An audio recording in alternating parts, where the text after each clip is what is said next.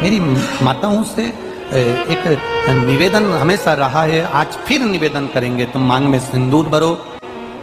मांग में जब सिंदूर भरते हो तो एक बात अपने अंदर उतार कर रखना, तुम्हारे तैयार होने का जो कक्ष है, तुम्हारे श्रृंगार का जो कमरा है, तुम्हारे तैयार होने की जो जगह है, वहां पर लकड़ी का सिंदूरा जरूर रखा करो। प्लास्टिक का सिंदूरा मत रखो। सिंदूरा जानते हो आप लोग? अरे बोलो तो जानते हो? जिसमें लकड़ी के सिंदूरे में सिंदूर भरा हुआ, कुंकू उसमें भरा हुआ, लकड़ी के सिंदूर।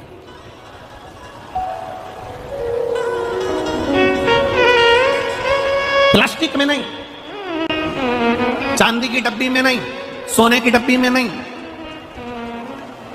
एल्युमिनियम या पीतल की डब्बी में नहीं, लकड़ी के सिंदूर के अंदर। और उस लकड़ी के सिंदूर के अंदर उस सिंदूर को पड़ा रहने दो और उसे उसमें से आप अपनी मांग के अंदर लगे, लकड़ी के उसमें से।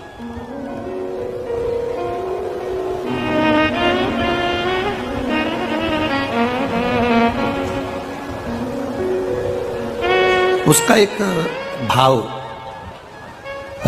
आपके यहाँ जब ब्राह्मण देवता शादी के समय पर मांग भरवाते होंगे, लड़के से कहते होंगे कि ये लड़की की मांग भरो, उस समय पर लकड़ी के सिंदूरे का महत्व ब्राह्मण देवता अपनी पोथी में से पढ़कर बताते होंगे कि लकड़ी का सिंदूरा क्या महत्व रखता है। उस जगह पर लकड़ी के सिंदूरे का महत्व ब्राह्मण देवता बताते हैं जिस समय पर मांग भरी जाती है। और मांग भरते समय ब्राह्मण देवता लकड़ी के सिंदूरे का महत्व बताते हैं कि पंचदेव, पंचायत, पंचदेव, भगवान विष्णु, मां दुर्गा, गणेश जी, सूर्य नारायण और भगवान शंकर। कितने देव? जम के बोलिए जरा। पंचदेव।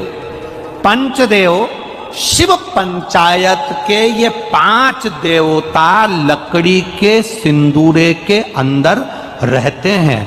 जब लकड़ी के सिंदूरे का आप दर्शन करेंगे तो वो गोल रहेगा, उस पे आगे का भाग एक उभरा हुआ होगा। करें दर्शन आप लोगों ने, उभरा हुआ भाग रहेगा। शिव महापुराण की कथा में और हमारे यहाँ जब ब्राह्मण देवता, जब लड़की की शादी होती है, लड़के की शादी होती है, तो लड़के के हाथ में सिंदूरा देकर कहते हैं इसकी मांग भरो। उस समय पर सिंदूर भरते समय ब्राह्मण देवता सिंदूरे का महत्व समझाते हैं कि इस सिंदूरे में, इस लकड़ी की डब्बी में, इस लकड़ी की डिब्बी को केवल लकड़ी की डिब्बी मत समझना, इसको सिंदूरा की डब्बी केवल सिंदूरा की मत समझना, इसको ध्यान लगाकर देखना। इसके अंदर मां दुर्गा, इसके अंदर गणेश जी महाराज, इसके अंदर सूर्य नारायण भगवान, इसके अंदर भगवान विष्णु, इसके अंदर देवादिदेव महादेव, ये पंचदेव शंकर भगवान की पंचायत इस सिंदूरे की लकड़ी की डब्बी के अंदर रहती है। इसके अंदर जो सिंदूर भरा जाता है, इन 5 की साक्षी रखकर मांग में जाता है, जिससे नारी का सौभाग्य अखंड होता चले जाता है। अब अरे गुरुजी ये तो ओल्ड फैशन है, इसलिए लोग आजकल वो लकड़ी का डब। कितने लोग हैं आप लोग आपके कमरे में जिसमें तुम तैयार होती हो? ईमानदारी से बोलना, झूठ मत बोलना हो। हम भले तुम्हारे वहां जाकर देखे नहीं, पर ईमानदारी से बोलना। तुम जितनी बैठी हो ना, इसमें से कम बस 2-4% लोग ऐसे होंगे जिनके घर में तैयार होने वाले कमरे में लकड़ी के डब्बे में सिंदूर है। बाकी के जितनी बैठी हो ना, सब वो प्लास्टिक की डब्बी से लगा ले। प्लास्टिक, थोड़ा उसके महत्व को समझो।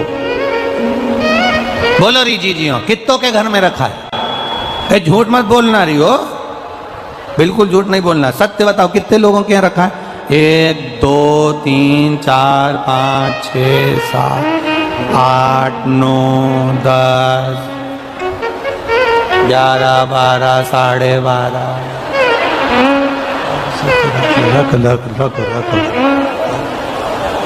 एक ने उठाया गिरा दिया, हम समझ गए पहले था हटा दिया। 12:30 का मतलब हम समझते हो, हम ध्यान रखना चाहिए। एक गुड़ चना सुहागवती नारी की झोली में इसलिए दिया जाता है कि जो सुहागिन में बैठी है, इसकी गोदी संतान से भी भरी रहे और इसके जीवन में कितनी भी जिंदगी में कभी भी दुख आए तो गुड़ जैसी मिठास इसके जीवन में हमेशा बनी रहे, हमेशा बनी। सिंदूर का महत्व अपने जीवन में उतारिएगा। ज्यादा फैशन में, हम पहले भी कहे, दो चीजें अपने को बर्बाद कर देती है, एक फैशन, दूसरा व्यसन। ज्यादा फैशन भी हमको बर्बाद कर देगा और ज्यादा व्यसन भी हमको बर्बाद कर देगा। इन दो चीजों से बचने का प्रयास करिएगा। शिव कथा करिए, भगवान शंकर का संवाद करा महाराज, शिव महापुराण की कथा करिए, तारकासुर का संहार करने के लिए भगवान श्री षडानंद कार्तिकेय जी सम्मुख आते हैं। पार्वती जी कह देती हैं इस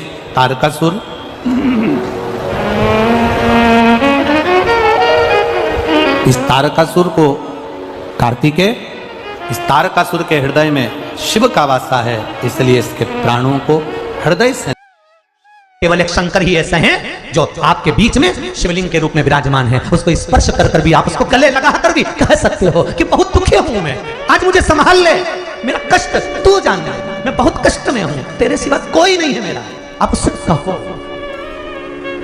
मिल जाएगा। नरसिंह मेहता के बड़े भाई और बड़ी भाभी ने धक्के मार कर निकाल दिया था शंकर जी के शिवलिंग से, गले लगकर रोया। श्री नरसिंह मेहता, संत नरसिंह मेहता, भगत नरसिंह मेहता शिव जी से गले लगकर रोते हैं, तो शंकर भगवान प्रकट होकर कहते हैं तुझे क्या चाहिए? नरसिंह तो कहता है मैं सांवरिया सेठ का भक्त हूं, और प्रकट शंकर जी हो गए। शंकर जी कहते हैं मैं ये नहीं देखता कि तू कृष्ण का भक्त है कि राम का भक्त है, मैं तो ये देखता हूं कि तू मेरे मंदिर में आकर रोया है, बस उसने तुझे यहां भेजा है, कहीं राम ने कहीं कृष्ण ने मेरे पास में भेजा होगा। इसलिए शिव कहते हैं मुझे ये नहीं मालूम कि तू सांवरिया सेठ का भजन करता है कि राम का भजन करता है कि तू किसका भजन करता है, मैं तो ये जानता हूं कि मैं सामने आया, मेरी चौखट पर आया, मेरे दरवाजे पर आया, और अगर मेरे दरवाजे पर आया और खाली चले जाएगा तो लोग क्या कहेंगे? पृथ्वी का व्यक्ति जीते जी बैकुंठ जा सकता है? अरे बोले जम के जा सकते हो? नहीं। पृथ्वी का व्यक्ति ब्रह्मपुरी जा सकता है? ब्रह्मलोक नहीं जा सकता। पृथ्वी का व्यक्ति इंद्रलोक जा सकता है? जम के बोलते जा। जीते जी इंद्रलोक जाओगे? नहीं। ब्रह्मलोक जाओगे? नहीं। बैकुंठ लोक जाओगे? नहीं। पर जीते जी पृथ्वी का व्यक्ति कैलाश धाम अर्थात शंकर के मंदिर जा सकता है। जीते जी आप शिव महापुराण तक जा सकते हो, जीते जी आप शिव का भजन कर सकते हो, जीते जी आप शिव के द्वार जा सकते हो, उसे कह सकते हो, चित्त वृत्ति उसमें मिटा सकते, कहो उसको दिल से। किसी को तकलीफ होती है तो वो हमसे कहने आता है तो हम उससे एक ही बात कहते हैं कि हम कोई विद्या नहीं जानते। सीहोर वाले महाराज को ना पत्रिका देखना आती है, ना ज्योतिषी आती है। सीहोर वाले पंडित प्रदीप मिश्रा को ना भाग्य देखना आता है, ना भविष्य देखने आता है। और सीहोर का पंडित प्रदीप मिश्रा आप आए, ना आपके गांव का नाम जानता है, ना शहर का नाम जानता है, ना कागज पर लिखकर हम कुछ बता सकते हैं आपको कि आप क्या करते हैं, हमें कुछ नहीं मालूम। पंडित प्रदीप मिश्रा केवल एक काम जानता है कि उसने भी भगवान का भजन करा है, तो आपको भी उसी का दरवाजा बता सकता है कि सेठों में सेठ वो बैठा हुआ है। जिस शंकर ने प्रदीप मिश्रा को संभाला उसी शंकर का दरवाजा बता सकता है। जो व्यक्ति उधार पैसा देता है उसका